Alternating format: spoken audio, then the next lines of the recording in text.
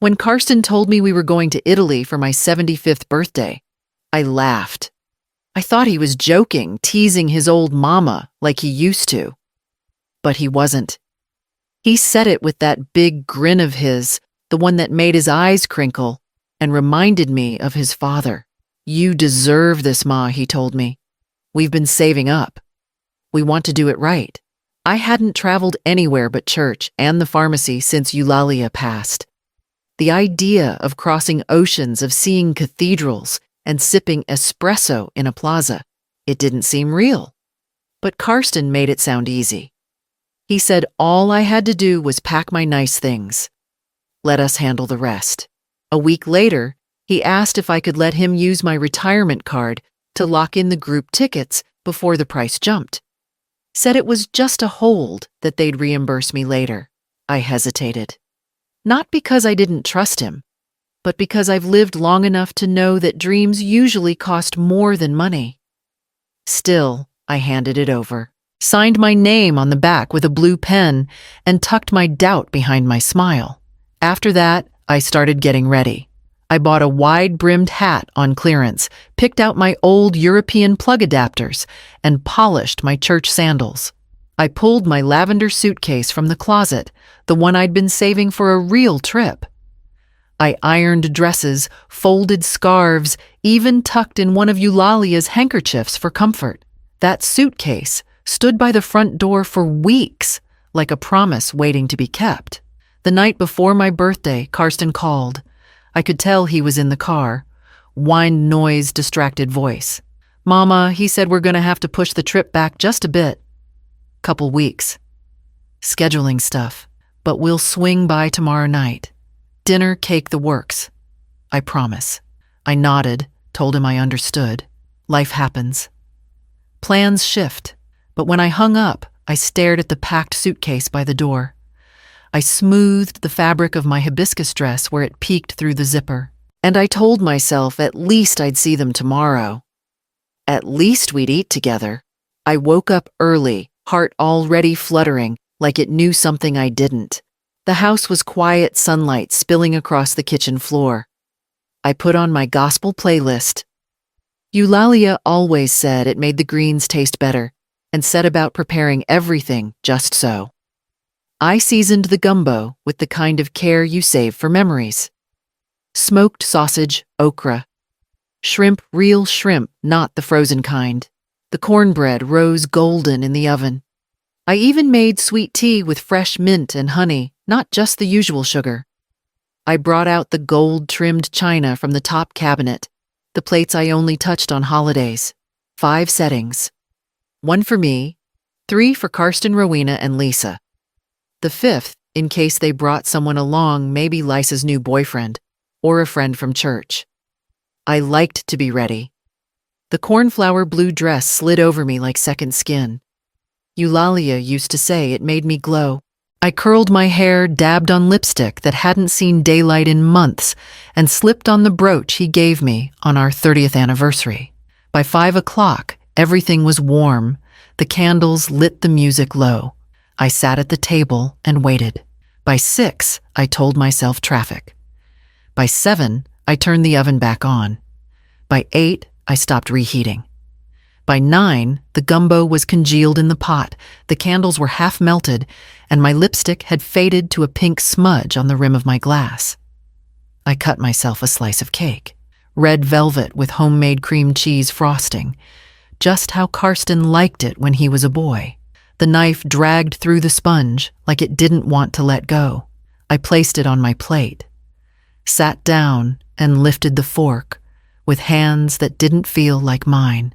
1 bite, maybe 2, then silence. The kind of silence that hums through your bones. I didn't sob. I didn't scream. I just sat there with my shoulders shaking and my hands in my lap while tears slipped down without asking permission. The front door never opened. The phone never buzzed. No birthday, no family. Just 5 untouched plates staring back at me. The next morning, I woke up still wearing the cornflower dress. My bones ached, but not from sleep. I sat on the edge of the bed, staring at the lavender suitcase by the door. Still packed. Still waiting. The silence in the house was heavy again, but now it settled like dust, slow and suffocating. Around 10, a knock at the door startled me. I opened it to find Nash standing on the porch with a grocery bag. "Got that lemon balm tea you like?" he said gently, his eyes scanning mine. I smiled, or tried to. "You didn't have to. Looked like you might need something warm." He stepped inside and set the bag on the counter. I busied myself with wiping down the already clean stovetop, just to keep from unraveling. Nash glanced toward my phone on the table. "Still giving you trouble?" "It froze again," I mumbled. "Can't get the thing to work half the time. May I?" I nodded. He sat, fingers moving across the screen with ease.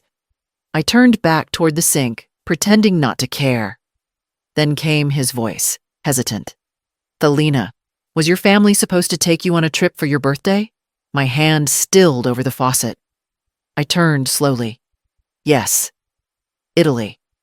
But Karsten said they had to reschedule." He looked at me carefully, then held up the phone. "I didn't mean to snoop. I just saw it while fixing your settings." There it was. Lisa, my granddaughter, laughing in front of the Colosseum, her arm linked with Rowena's. Karsten holding a glass of wine beside them. Matching t-shirts. Hargrove Family Vacation. The caption read, "Family First, Roman Holiday. Posted last night, on my birthday." I took the phone from Nash's hand and stared at the screen. My eyes traced their smiles, the glittering wine glasses, the golden light. Rome. Red tile rooftops. Stone steps I had once dreamed of climbing. And not one empty seat at that table. I didn't speak. I didn't blink. I just sat in the quiet while the truth wrapped around me like a shawl made of thorns. They hadn't forgotten me. They had chosen to forget me. I didn't sleep that night. I sat in my armchair with the lights off the phone still in my lap. The photo burned behind my eyes. I couldn't stop thinking about the smiles, the way Karsten held that wine glass like he'd earned it, the new purse slung over Rowena's shoulder, Lisa's gold necklace catching the Roman sun. By dawn, I rose and walked to the back room where Eulalia's old desk still sat beneath the window. The computer, dusty and slow, whirred to life like an old man waking from a nap. I waited. Hands folded, breath shallow. I hadn't checked that email account in years. Karsten always told me not to bother, said he handled all the statements and confirmations. "Too much junk mail, Ma," he'd say. Let me deal with it. But I remembered one password. The one I used when Eulalia was alive. His favorite hymn and my mother's birth year. I typed it in heart pounding harder than it should. Inbox 3241 unread messages. I clicked the search bar and typed one word. Confirmation. There it was. A reservation from a luxury travel agency. 5-night stay in a Roman villa. Spa amenities. Airport transport. A wine tasting tour. 3 guests. The name on the reservation, Thelina J. Hargrove. Billing address mine. Payment method. The card I gave Karsten in good faith for emergencies. Each line was a slap. I scrolled down, mouth dry. One email showed a follow-up. "Thank you for your final payment. We hope you enjoy your family getaway." They hadn't just lied. They'd used my name, my money, and my trust to carve out a life I wasn't even invited to witness. I sat back in the chair, hands trembling in my lap. Not only had they excluded me, they'd built their vacation on the bones of my retirement. The screen dimmed in front of me, but I didn't move. I just stared at the glow and wondered how long they'd seen me as a wallet instead of a woman. I didn't call Karsten. Not right away. I didn't scream or demand explanations. That wasn't what I needed. Not yet. Instead, I walked to the hallway to the mirror Eulalia hung the year we moved in. The glass was slightly warped on the edges, the kind that made your reflection ripple if you stood too close. I looked anyway. At my eyes. At the deep, folds that had come from laughter and worry, at the lines by my mouth that used to hold kisses and now just held silence. I didn't look tired. I looked awake. So I picked up the phone and dialed a number I hadn't used in years. Amory Talbot. She used to lead workshops at the community center helping retired women understand their pensions and paperwork. Eulalia called her the calm, storm kind voice, sharp mind. She came the next afternoon. Tall, no nonsense with a canvas tote full of folders and a polite smile. She didn't waste time with small talk. "Let's take a look together," she said, motioning toward my laptop. I logged in, hands still slightly shaky. Amory sat beside me and scrolled with a precision that made me nervous. Her mouth was a straight line, her brow creased. "It's not just the villa," she said quietly. "It's everything." She turned the screen toward me. Jewelry purchases, electronics, meal services, spa deposits, charges listed as consulting fees but routed to Karsten's personal account. For nearly 2 years, I stared at the numbers. Thousands gone. "This isn't confusion," Amory said. "This is design." I wanted to cry, but the tears didn't come. Just a strange stillness, like my body had gone quiet so my soul could hear clearly. "They didn't forget you," she added gently. "They built this around you." I nodded, not because I agreed, but because I already knew. After she left, I sat alone with the screen still glowing faintly on the table. And for the first time in my life, I didn't wonder what my son would think of me. I wondered what Eulalia would say if he were still here. 3 days later, I heard the screen door creak open without a knock. I knew that sound. Karsten had always let himself in, like it was still his childhood home. "Hey, Ma." He called, cheerful, like nothing was broken between us. He walked into the kitchen, holding a small white paper bag from one of those upscale bakeries downtown. "Brought you something sweet. Sorry we missed your big day." I didn't move from the counter where I was folding towels. He set the bag on the table like a peace offering. Inside was a slice of red velvet cake wrapped in wax paper like a wedding favor. I looked at it, then at him. "That what you brought back from Italy?" I asked. His smile faltered just for a second. "Oh, so you saw the photos." I saw everything I said. The hotel, the shirts, the dinner, the bracelet on Lisa's wrist. All of it. He scratched his neck. "Ma, we didn't think you'd want to fly that far. You get tired easy, you know." I turned to face him. "That's not what you told me. You said it was postponed." He shrugged. "Plans changed last minute." "It wasn't that deep." I stepped slowly around the counter. My voice was quiet, but it felt like it echoed through the whole house. "You used my card, Karsten. Paid for the whole trip in my name." His head jerked back. "What, you gave me that card for emergencies? You figured your mama wouldn't mind being lied to? Left out. Paying for her own exclusion." He sighed hard, shoulders slumping like he was the one tired. "It was just one birthday. You've had 74 others." I felt the sting rise in my throat, but kept my back straight. "It was my first one without your father, and I waited. I waited all night." He opened his mouth, but I didn't give him the chance. I walked over to the pantry, picked up the broom. "You can go," I said, soft but sure. "I need to sweep. And I don't like sweeping around things that don't belong in my house." The morning after Karsten left, I called Amory. "I'm ready," I said. My voice didn't shake this time. Within a week, the house was listed. Amory moved quickly. She knew a buyer looking for a place just like mine. It sold before the ink dried. I used the funds to purchase the smaller cottage next door. It had a red porch swing ivy along the fence and just enough distance between our mailboxes to make my point. While Karsten was off on a quick business trip, trying to start some home flipping scheme, I moved out. Every drawer was emptied, every photo packed, every cup, every dish, every piece of the life I had built in that house was taken or given away, with intention. I even gave the hydrangeas in the yard to Nash's wife. We froze every bank account, revoked every authorization, filed every document. Amory helped me establish a trust one that rerouted the rest of my assets to a non-profit that protects older women like me, women who'd been treated as background noise as a source of cash or convenience. The will was rewritten. Karsten's name didn't appear once. Before locking the door for the last time, I walked back through each room. Not out of sentiment, but out of respect for the woman I'd been who had once stood in those spaces and believed her love would always be enough.